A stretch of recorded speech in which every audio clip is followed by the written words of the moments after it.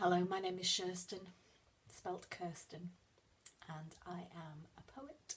When I was thinking about it, I realised that when I first started writing poetry, I didn't have a practice. I had time. I had time and youth and the space to sort of look at stuff and wonder about it and get interested in words and make up stuff in my head. And then I had hormones and drama and strong emotions and lots of things to write about. So I sort of kept on writing through my teen years and 20s. And then as an adult, getting older, that sort of didn't work as a standard operating procedure any longer. This idea that I would feel something really strongly and then the muse would come and strike me with lightning and the words would flood through my brain and put them down on paper. That just started happening less and less. That really is the moment where you need practice. I love waking up before anybody else and coming down into my cosy, slightly cluttered space here and writing. And the cornerstone of what I do is journaling, which started with me doing Julia Cameron's The Artist's Way. And the cornerstone of it is that you write free writing, free consciousness, stream of consciousness writing for 3 pages every morning. And I did this, and it did change my life, actually, in many ways, many unexpected ways. And the flow writing has remained a core process for me. Once I have done my splurge, I leave it for a little bit and then I go back and I mine it for phrases that will become a poem.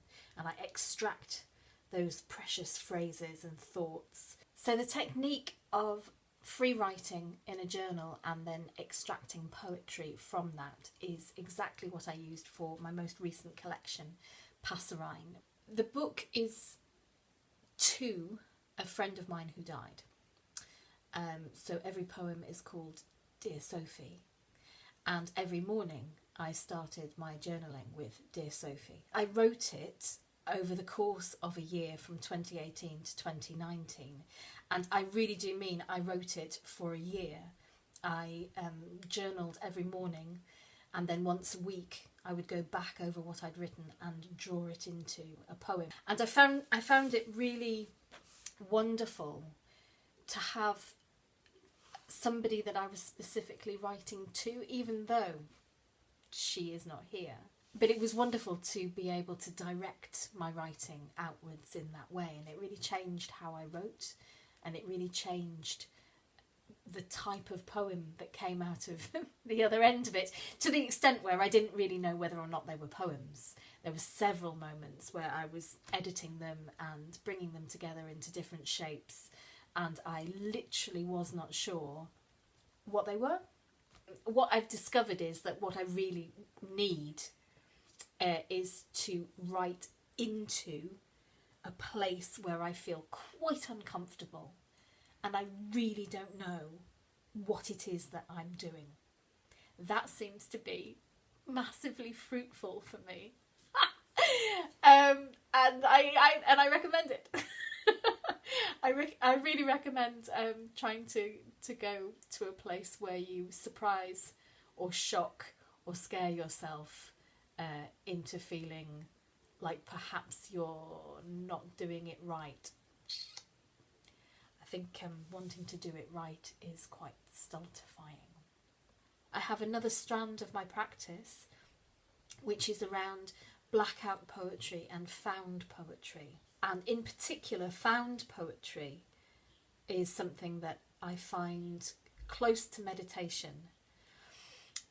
So I will often do this on a Sunday morning when I feel very spacious in the day.